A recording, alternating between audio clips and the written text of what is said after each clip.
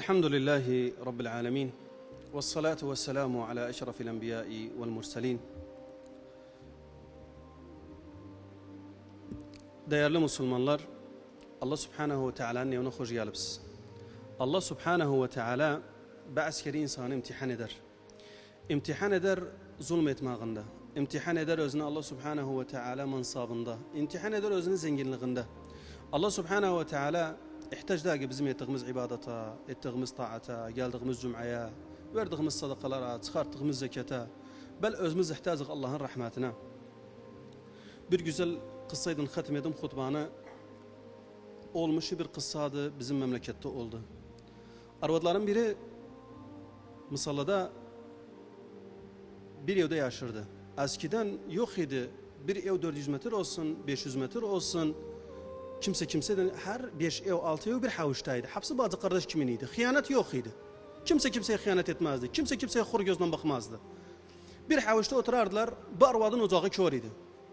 Ocağı kör olduğuna kardı ne derdi? Komşuların uşaklarını koyarlar yanına. Giderler bazara. Evvel alem belaydı. Thıkası var idi. İndi öz kardeşi thıkavu yoktu. Öz bazı thıkavu yoktu. Öz kardeşiydi, hıyanet edirsen. Öz bazıydı, hıyanet edirsen. Neneden damğanı yiysen, babadan yiysen özünü, komşudan yiysen özünü, aşiretten yiysen özünü. Ülfe kalmayıp, kardeşlik kalmayıp. Bu da neye delaletti? Delaletti ona biz Allah Subhanahu ve Teala'nın ibadetinden uzak olduk. Allah'ın rahmetinden uzak olmuşuz. Kısanı uzatmayayım üzerinize.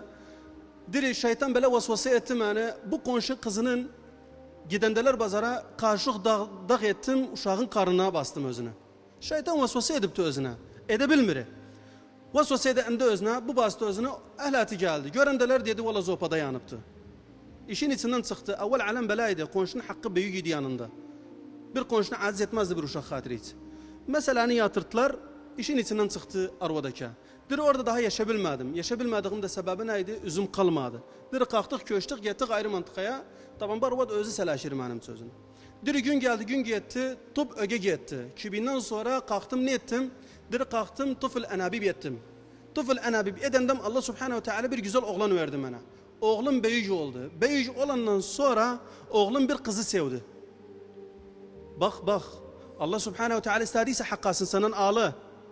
Dedi oğlum büyücü oldu. Kulyede bir kızı sevdi. O kızı sevende gözü kaçtı o kıza dedi o kızı istirem alım. Kızı aldı öz içi. Kardeşim namaz kılın. Tahiyyatül mescid vacipti. Peygamber aleyhissalatu vesselam hiçbir şey demezdi ile bizim faydası var idi. Tahiyyatül mescid vacipti cuma günü. Diri oğlum bunu istedi. Ben de gittim aldım özü içi özünü. Diri alandam özünü karnı oldu. Diri karnı olanda bunun nenesi ölüptü. Babası da yoktu. Diri mecbur oldum. Ben gittim uşağı doğdurmağı özüden. Diri gördüm karnında bir bela palam vardı. Diri sordum özünden dedim kızım bu neydi? Dedin anamın meselesi uzun da sonra anlatırım sana. Ve subhanallah gün geldi. Dedin anam ben uşağıydım. Dedi bir arvadımız var idi, ocağı kör idi. Ocağı kör idi dedi, kaşığı basmıştı köbeğime. Dedi o yara hala kalım bende. Fe dedi ya şeyh her sorundan özünden. Bu neydi? Ben nedir?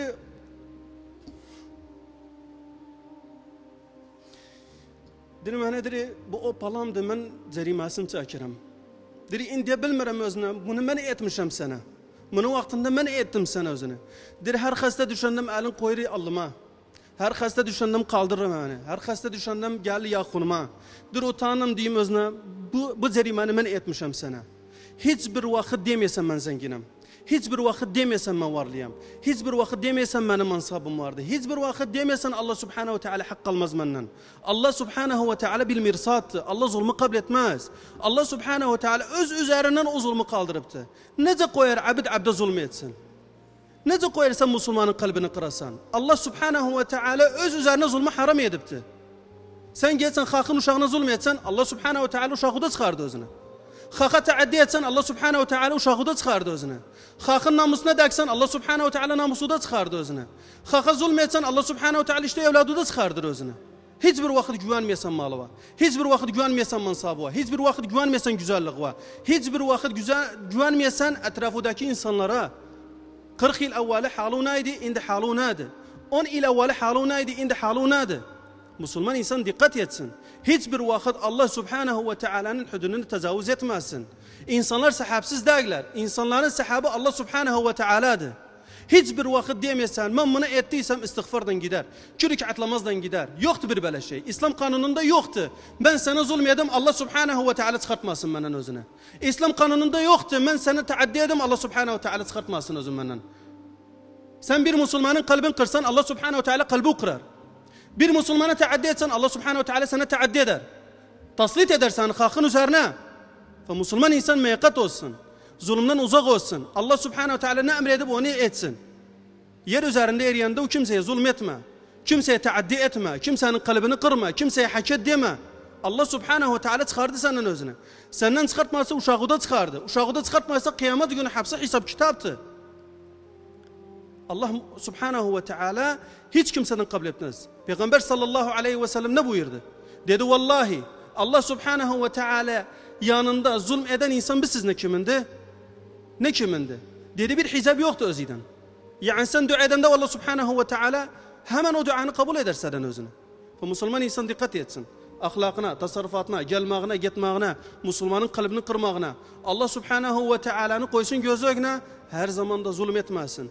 Geldiyse bu sıfatlar olduysa sende Allah Subhanahu ve Teala üstüne gider sana, muttakinlerden sayar sana, salih insanlardan sayar sana. Ve ahiru da'vana enilhamdülillahi rabbil alemin ve sallallahu ala nebina Muhammed ve ala alihi ve sahbihi ecma'in. Akimis salah.